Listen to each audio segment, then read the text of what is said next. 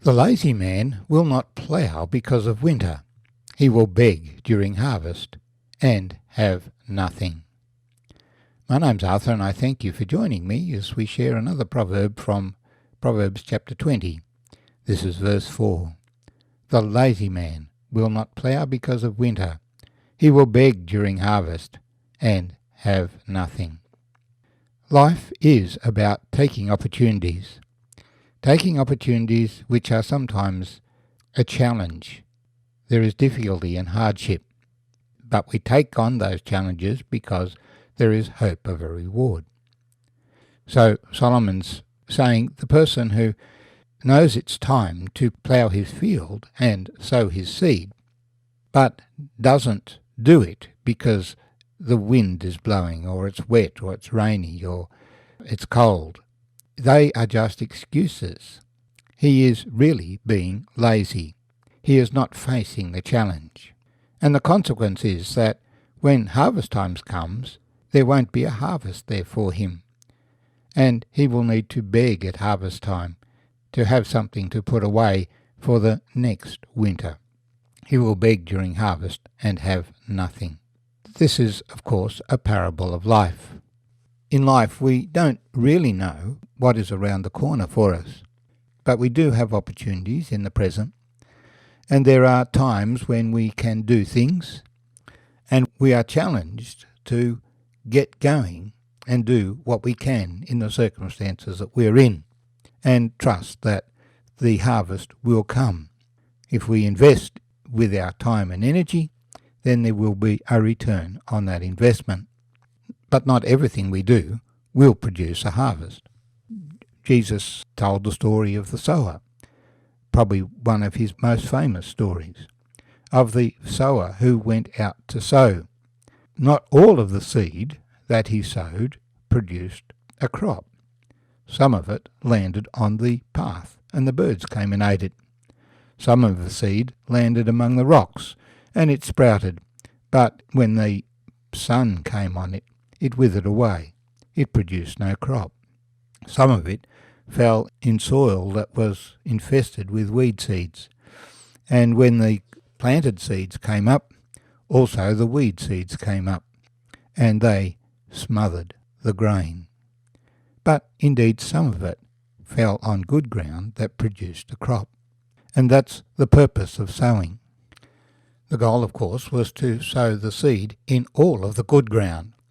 And if some of it bounced across into the path, or onto the rocky ground, or onto the weedy ground, there's no harm in that, provided all the good ground is covered.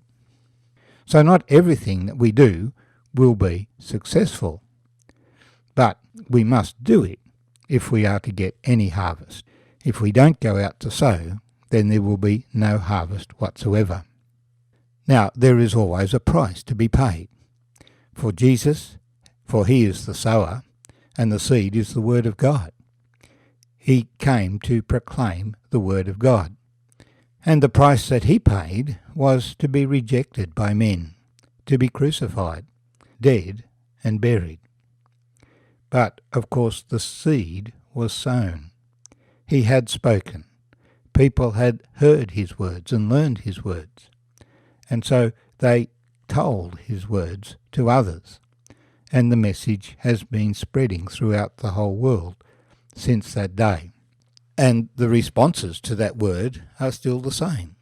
Sometimes people hear the word but never hear it at all. Sometimes they respond joyfully with the message of God. But then when opposition comes, they turn away. Many people commit themselves to walking in the way of God, but then the things of this world crowd in, and they don't have time to go to the prayer meeting. They don't have time to pray. They don't have time to read the scriptures because there are so many other things to do, particularly in this modern society, which is preoccupied with entertainment. So many ways of distracting yourself to occupy your time with things of absolutely no value. But our proverb is saying the lazy man will not plough because of winter. It is a matter of choice, a decision that is made. The thing that controls most people's lives is what they enjoy doing. They do things for pleasure and for enjoyment. To go and work for those people is not a joy and a pleasure. It's hard work. It's winter. It's cold. There's not much light.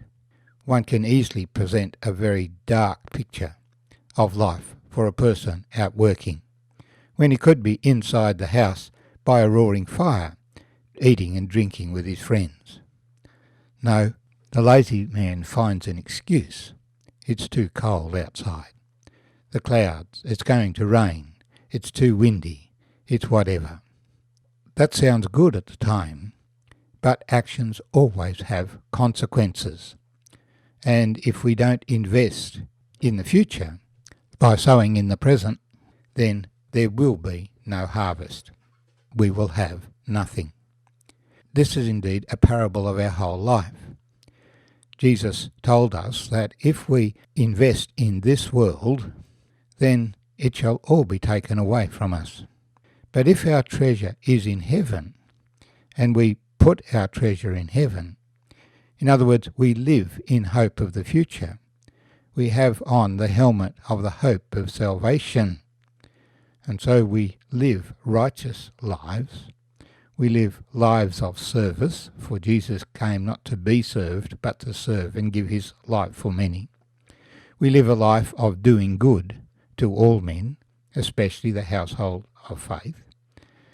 In other words, we sow the seed in this winter period, when it is hard, when there's many difficulties, when we don't really know what the outcome is going to be, when many of our efforts seem to have no fruit whatsoever. And yet, that's what we are called to do, because we know that if we squander our time now, there will be nothing in the future. I recall the words that Paul spoke to the Galatians in chapter 6. Do not be deceived, God is not mocked. For whatever a man sows, that he will also reap. For he who sows to his flesh will of the flesh reap corruption. But he who sows to the Spirit will of the Spirit reap everlasting life. And let us not grow weary doing good, for in due season we will reap, if we do not lose heart. Therefore, as we have opportunity, let us do good to all, especially to those who are of the household of faith. Remember the rich man and Lazarus. The rich man had plenty of goods. Lazarus was a poor man who sat at his gate hoping to get some of the scraps that the rich man threw out. Well, the poor man had no friends except the dogs that came and licked his sores, and he died. But he'd evidently made friends with God, for the angels came and took him to Abraham's bosom. In the hardships of his life, he had hope in God. His winter was over. It was harvest time for him. The rich man was so preoccupied with his riches, he never even noticed the man at his gate. Well, he knew he was there, because when he died and found himself in torment, he was begging for Abraham to have mercy on him and to send Lazarus over with some water. Well, if you can't do that, send Lazarus back to warn my brothers. No, Abraham said, they have Moses and the prophets. We have the word of God that we can respond to.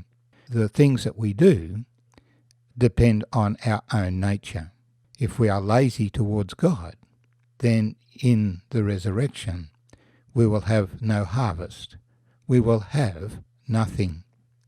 But if we are rich towards God, we may well have nothing on this earth. We will miss out on the pleasures of this earth, but we will enter into the eternal joy of heaven. There will be a harvest. There will be rejoicing. We will have something for eternity. The lazy man will not plough because of winter. He will beg during harvest and have nothing.